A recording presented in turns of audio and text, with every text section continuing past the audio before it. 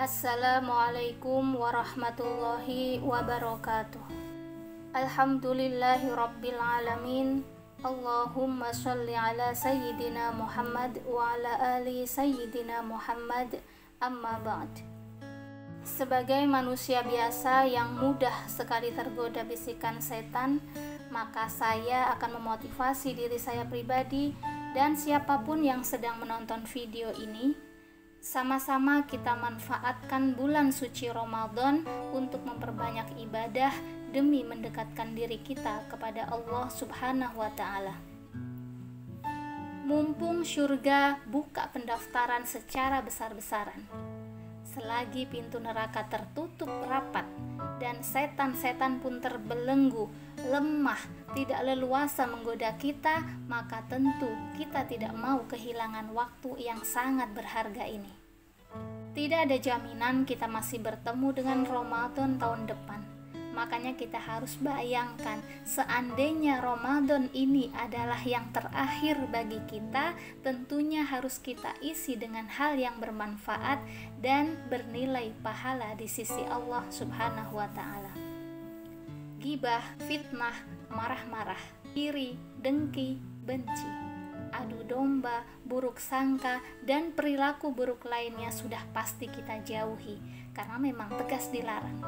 Tapi selain itu, kita akan tambah lagi dengan mengurangi kegiatan-kegiatan yang tidak bermanfaat atau kurang bermanfaat, walaupun hukumnya sebenarnya boleh-boleh saja. Tidur itu boleh. Bahkan katanya tidurnya orang yang puasa itu berpahala. Tapi jangan sampai habis sahur tidur, bangun sholat subuh terus tidur lagi sampai zuhur, bangun sholat terus lanjut tidur lagi sampai asar, bangun sholat lalu pules lagi sambil nunggu azan maghrib.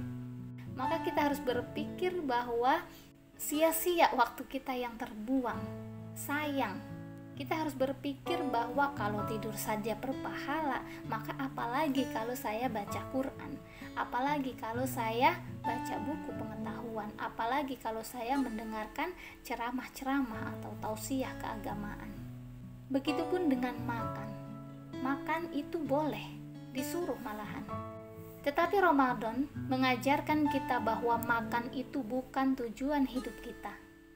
Makan itu adalah salah satu cara kita untuk menjadikan tubuh kita kuat ibadah. Makanya makan sahur itu berpahala, hukumnya sunnah. Karena salah satunya dengan sahur, kita akan lebih kuat menjalankan puasa dan ibadah-ibadah lainnya di bulan Ramadan. Nanti setelah Ramadan, kita harus jadikan makan kita berpahala sebagaimana sahur kita. Caranya bagaimana? Ya ikuti aturan main sahur. Makan itu harus teratur, baik waktunya, porsinya, maupun pengaturan gizinya. Dan yang paling penting adalah setiap kita makan, kita niatkan untuk bekal ibadah agar semakin kuat dan semangat. Sebagaimana ketika kita sahur, kita niatkan salah satunya adalah agar puasa kita nanti kuat dan tidak lemes. Berbuka juga mengajarkan pada kita bahwa makan paling enak itu lauknya lapar. Tidak harus selalu mahal, dan makan itu tidak boleh kekenyangan agar ibadah kita juga tidak terganggu. Orang yang ketika buka, apa saja dimakan, seolah balas dendam nahan lapar seharian, maka biasanya akan ngantuk dan tidak semangat untuk melaksanakan sholat tarawih. Begitupun kita nanti di luar Ramadan. Sebaiknya makan pada saat sudah lapar dan jangan sampai kekenyangan, karena ini penting bagi kesehatan kita agar tidak terganggu aktivitas sehari-hari kita, termasuk dalam hal ini adalah ibadah kepada Allah Subhanahu wa Ta'ala. Ngerumpi juga boleh, tetapi selama bulan Ramadan mestinya kita kurangi ngerumpi kita dan kita maksimalkan lisan kita untuk memperbanyak tilawah Al-Quran, membaca buku-buku yang bermanfaat dan kegiatan positif lainnya. Nonton TV, main game, dengerin musik, mungkin belum bisa kita hindari sama sekali ya. Tetapi belajarlah di bulan tarbiyah ini. Insya Allah jika selama Ramadan kita memperbanyak bacaan Quran kita, sholat sunnah, baca buku atau cari di internet tentang pengetahuan agama, silaturahim, berbagi kepada sesama. Dalam hal ini nggak harus selalu dalam bentuk uang ya, bisa berbagi itu dalam bentuk tenaga maupun pikiran. Maka insya Allah akan otomatis kita itu tidak punya waktu lagi untuk melakukan kegiatan-kegiatan yang kurang bermanfaat atau unfaidah. Ibarat sebuah kampus pendidikan, maka saat ini kita sudah mendaftar dan diterima di kampus Ramadan ini. Tinggal kita manfaatkan waktu kuliah kita yang hanya 1 bulan ini untuk belajar dan melaksanakan tugas yang diberikan oleh pihak kampus melalui para dosennya. Apalagi jika yang kasih tugas adalah rektornya langsung.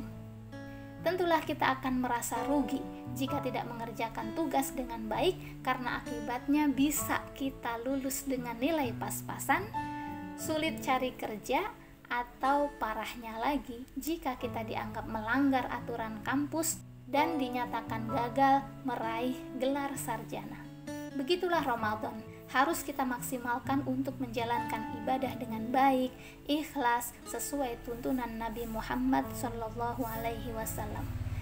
Harapannya ketika Ramadan berlalu, maka kita betul-betul lulus dengan nilai terbaik dan dinyatakan layak mendapat gelar takwa.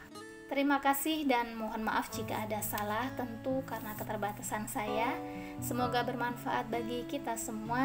Hadanallahu wa iyyakum ajmain. Wassalamualaikum warahmatullahi wabarakatuh.